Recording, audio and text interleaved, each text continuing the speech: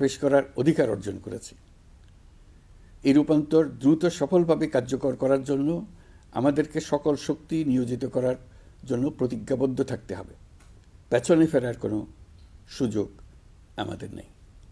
আমাদের এই কাঙ্ক্ষিত রূপান্তরের লক্ষ্য হবে সকল ধরনের বৈষম্য অবসানের রাজনৈতিক আয়োজন নিশ্চিত করা, এদেশে গণতান্ত্রিক ও নাগরিক সমতাভিত্তিক একটি রাষ্ট্র ব্যবস্থা প্রতিষ্ঠা করা।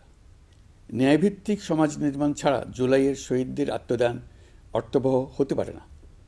ফেসিবাদ বাংলাদেশকে আদর্শভিত্তিক সকল রকমের লক্ষ্য থেকে বিচ্যুত করে গভীর অন্ধকারের দিকে আমাদেরকে নিয়ে গিয়েছিল। আমরা আবার প্রিয় বাংলাদেশকে সাম্য, মানবিক মর্যাদা ও ন্যায় বিচারের পথে ফেরাবার লক্ষ্যে কাজ করছি।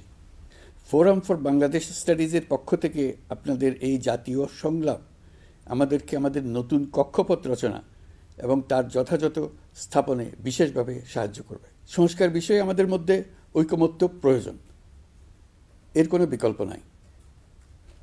এই 3 লক্ষ্যের কোনোটিকে ছাড়া কোনোটি সফল হতে পারবে না। ঐক্যবিহীন সংস্কার কিংবা সংস্কারবিহীন নির্বাচন